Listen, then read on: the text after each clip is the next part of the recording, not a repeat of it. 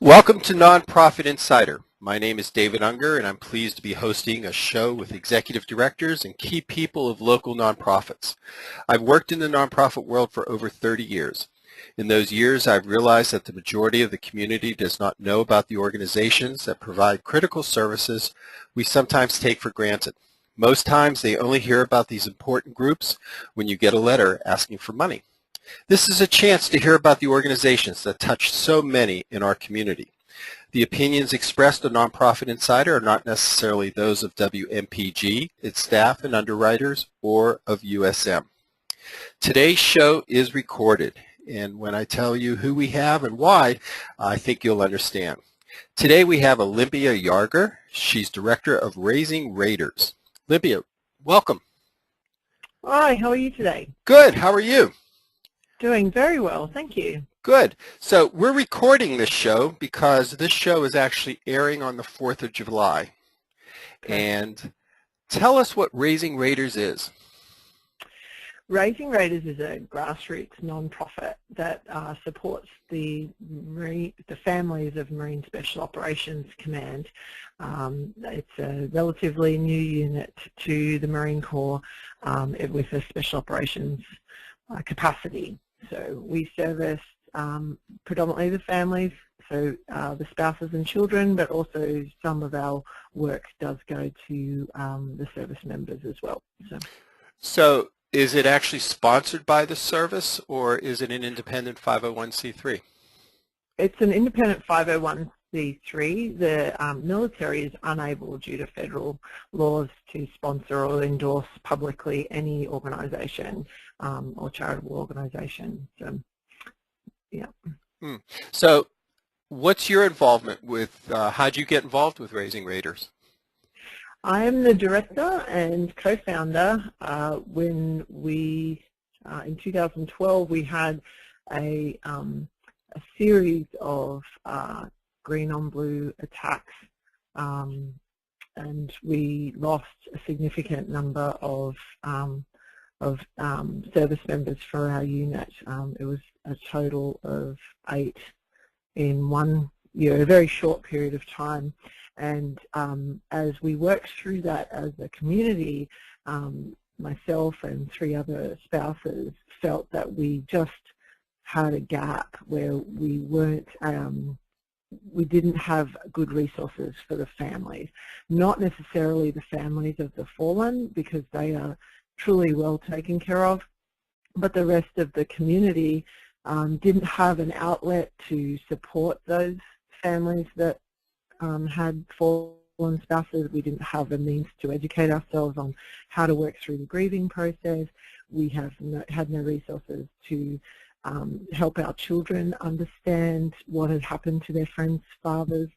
So we felt that that was a gap that needed to be addressed for our community to have a long-term success and an ability to thrive. So we started in 2012. Well, that's remarkable. Well, now hopefully the listeners will understand why I chose this show to be on the 4th of July.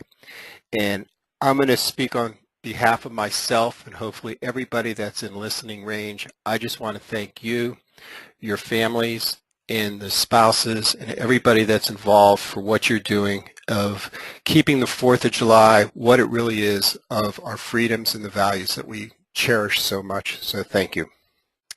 Thank you. You just finished kind of a unique trip, didn't you?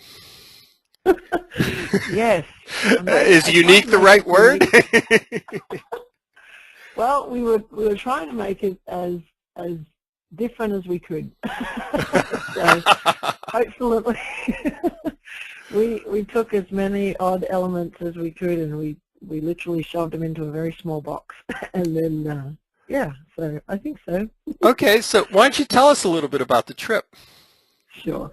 So as I mentioned, you know, we as a unit and as those 4 spouses, now 12 spouses, we really believe in educating and empowering not just our immediate community, but the Special Forces community as a whole, and then, you know, extrapolating from that, you know, whatever information we can share or glean from the greater military community, we're all about that. So, it's started to become part of the news that military spouse and family caregivers have long been an issue that is not discussed, hasn't really been recognised as an area of need or area where we give much attention. And as a unit, we struggle with this issue because the Special Forces community attracts very type A, alpha male, go until the wheels drop off individuals, and our community was at Marine Special Operations Command was seeing a lot of spouses and families continuing to deploy with spouses, service members who were injured in some way. So we have service members who deploy forward with prosthetic limbs, PTS, mild TBI, and other service-related injuries. And we felt that we didn't understand this issue well enough to address it as an organisation, and we felt that there wasn't enough attention. So trying to generate attention, we knew we had to do something sort of large and loud because we're a small organisation and we're relatively new and we're not synonymous with anything. So my husband drives a smart car, and I decided that I would drive around America and touch every state, and I would do it in 30 days. And I thought that would be considerably boring, so I endeavoured to speak to caregivers throughout the country. Wait. So let's jump back here. So you took the month of May, and you got into a smart car, which is probably a tiny car at best. It is a small car, yes. It's a two-seater. And you drove to 48 or 50 states? Well, it was going to be 50 states. There's a lovely blog about a lost wallet in Texas. So unfortunately, because I'm Australian, without my driver's license or my green card, I'm unable to fly to Hawaii or Alaska. So it was 48 in the end. Okay. But yes, all 48 states. So you hit 48 states in 30 days, of Correct. Which you did some talk with some individual in each of those states. I spoke to the total number of caregivers I spoke to was 176 people. Okay, so this is great stuff. How did you fund this? Did you go out and do fundraising, or did you get sponsorship or personal donations? We were very fortunate. Yeah, we were very fortunate. We had 2 veteran-run companies sponsored the drive. We didn't want the organisation to come out of pocket for that. We want as much of our funds to go to our mission. So Delafield Solutions and the Kinder Group both funded the drive, and for that we put their name all over the car. So, okay, and if you go to your Facebook page, you'll be the Raising Raider Facebook page. You'll be able to see the whole trip, basically. Correct. Okay. Yeah. And it was just you? Myself and the dog my husband brought back from his last deployment. So I had an Afghan trash dog. She came off a trash pile, so she came with me. So the 2 of you were singing Willie Nelson on "I'm on the Road Again" and got up. A lot of that. So on this trip, what was the most? I'm going to ask you 3 parts of this question: the most unique, the best, and the worst experience. So what was the most unique that you found when you began talking with people? I think the most unique thing that I discovered, and again I spoke to spouses from 3 decades of war, Vietnam, OEF, OIF, and Gulf. And so we crossed the gambit of veterans. And I think what was the most profound and touched me the most was that everybody's story was the same. I spoke to a beautiful woman in North Dakota who her husband had just developed his PTSD after he retired. It was almost as though his psyche said, "You have time for this now." I was really struck by this woman who technically should be further along in this process than a younger spouse who from Operation in Iraqi Freedom and the Afghanistan conflict, and she wasn't. She was exactly the same place, and I felt that there was such a depth of strength from that we could to help each other in understanding that it makes no difference. This journey is going to affect us all in very similar ways, and so we can truly draw strength from that. So that was one of the best. Well, it was the best part about the trip. So. What was the most unusual, the part that was unexpected that caught you off guard? The part that there's two things that caught me off guard. One, the thing that caught me off guard the most was how much everybody wanted to share their stories. I was prepared for a lot more digging, but people really wanted others to know that they weren't alone. They didn't necessarily care that the world or the greater population of America knew, but they knew that there were other women or other families out there that were struggling, and they wanted to share so that there was a community to that, if that makes sense. They wanted to say, "You're not alone," and I'm prepared to share my story so that you can know that. And I thought that was really amazing. And then the other unexpected thing was I drove the car on around 70 miles, I think it was, of dirt road in the back part of Montana.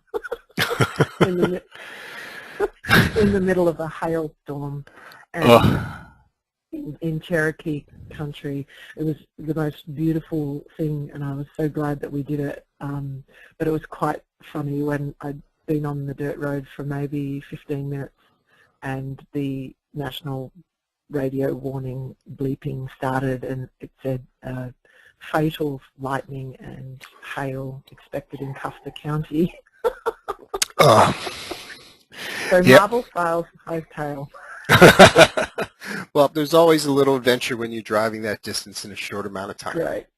So I do this to every one of our guests, and they usually don't know about it until I give it to them, but this is our time for the trivia question. And I actually look up the trivia question, and it's real, so I don't make it up. And out of all our guests, there's only been 3 correct answers so far, so that's very encouraging, huh? And so I'm going to give you the question, then we'll take a small break. What does AO stand for? This is WMPG, and I'm talking today to Olympia Yarger, Director of Raising Raiders. Raising Raiders is a unique organization of a support program for servicemen and their families. Should I do the Jeopardy tune? Do, do, do, do. Okay. AO, what does it stand for? Well, in the military world, it stands for Area of Operations. Oh, that's exactly what. AO is the specific location or an area which special teams can do secret operations. Yeah. So good. Now you're a positive statistic.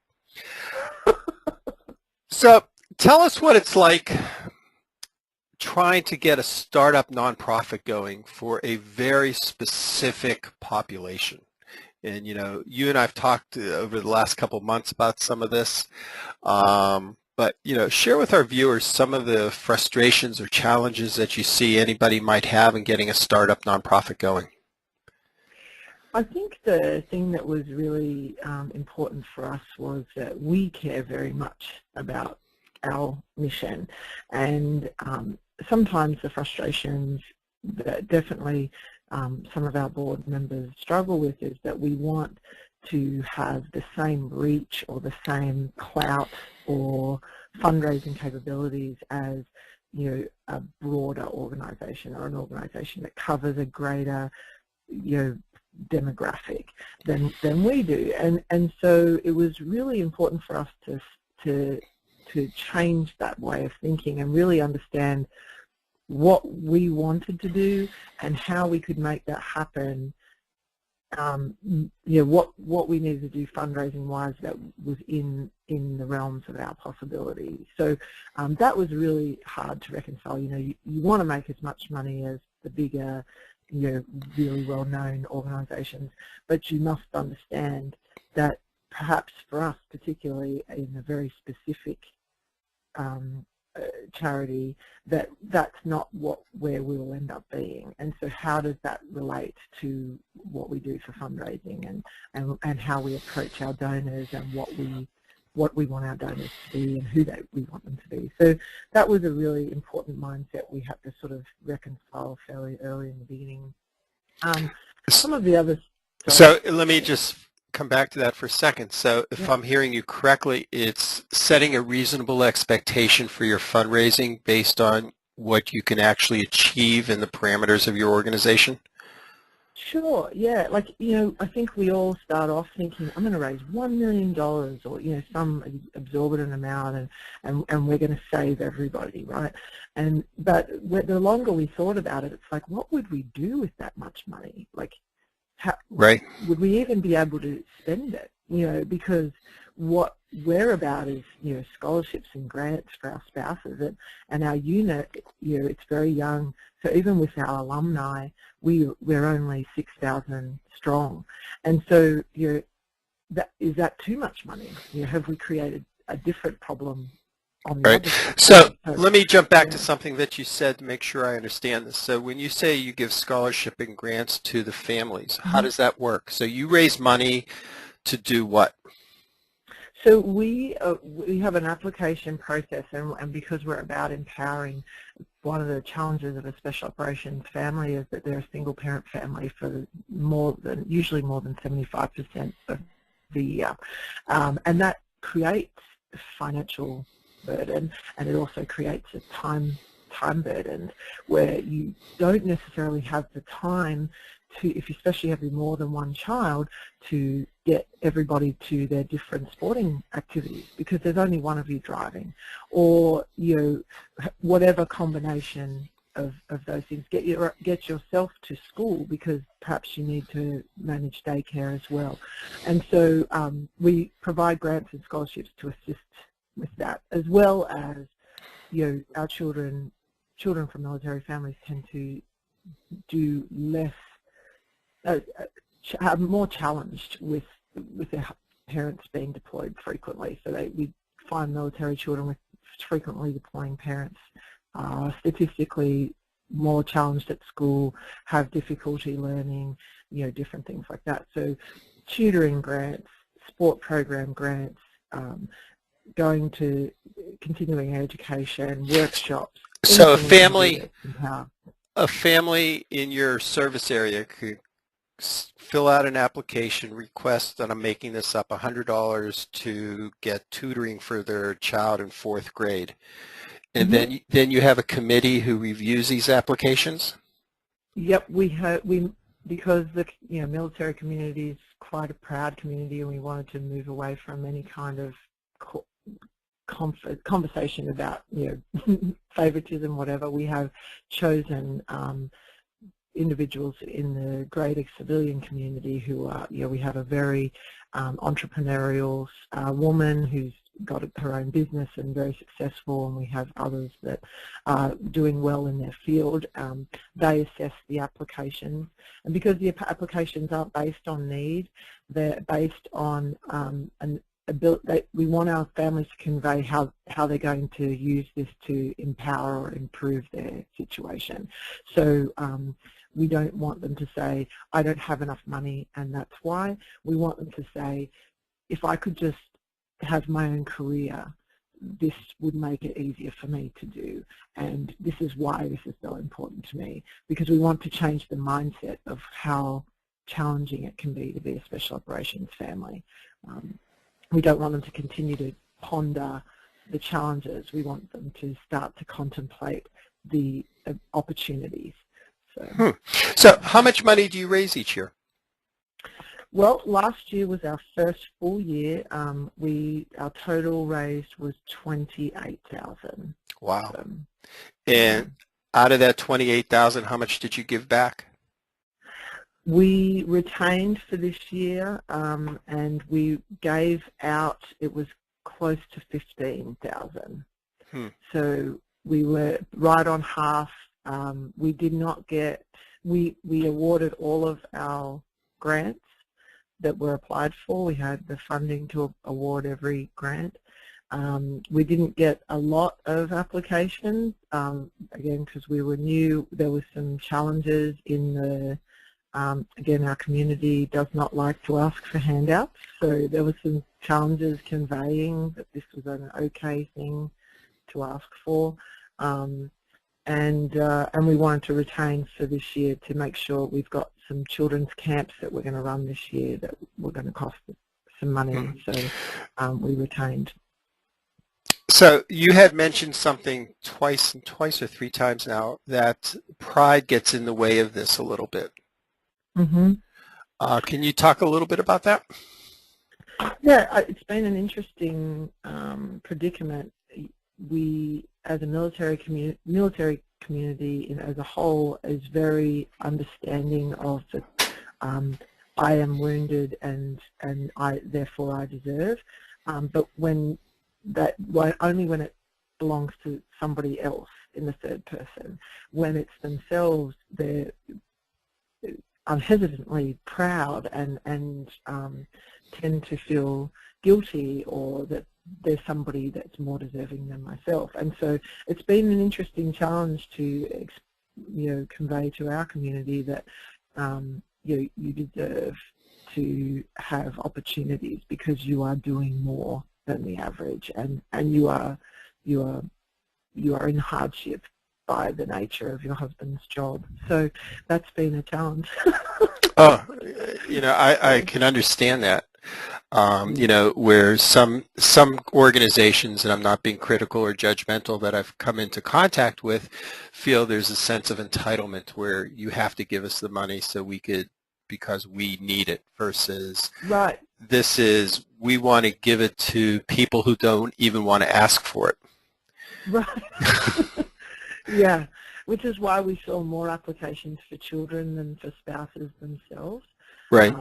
But I think we definitely saw a turn after the first round of applications were awarded, which was the beginning of this year. We were really encouraged by the response from spouses when they realised that what it was, and we began to get our first feedback, and people were like, "Thank you so much for Jimmy's tutoring. It's changed things," and everyone's like, "Oh, wow, okay." So sometimes we need to push at least one penguin off the ice before the rest of the penguins will follow. That's a great analogy. So if someone's thinking about donating money to you and you had 30 seconds with them, what would you say? What would I would say that we have the opportunity to make a very dramatic and significant difference to the lives of some really amazing people who work very hard, both as service members and families, to achieve a success that only 1% of the military population achieves. And to be able to make a family like that have some joy that was unexpected is truly a wonderful thing. Well, again, on behalf of myself and hopefully everybody who's listening, thank you for everything that you're doing to help keep our country safe. And if someone wanted to contact you, how would they do that? Our website is www.raisingraiders.org, and you can always email me personally at olympiayaga@gmail.com. And you can contact NPI at davidunger.net if you needed that contact information. Well, thank you very much, Olympia, and it was great talking with you, and it was great hearing about your adventures. Next week. Thank you so much. Oh, our pleasure. Next week, we're going to be having representatives of Speaking Up for Us. The board chair, John McGovern, and board member Tyler Engels will be joining us. The music appears by courtesy of Mike Hubbard. You can find Mike's music on michaelhubbardmusic.com. Check out Mike's website to see where he's playing this weekend. Thanks again to Deb Danger, NPI's executive engineer. You can catch Deb on Morning Street Fridays at 6:30 a.m. If you know of a nonprofit that should be on the show, please email me at npi@davidunger.net. One quick question. Do you have any questions for me? No, it's not. Oh, you don't? Well, I guess that's it for Nonprofit Insider. Until next week, take care.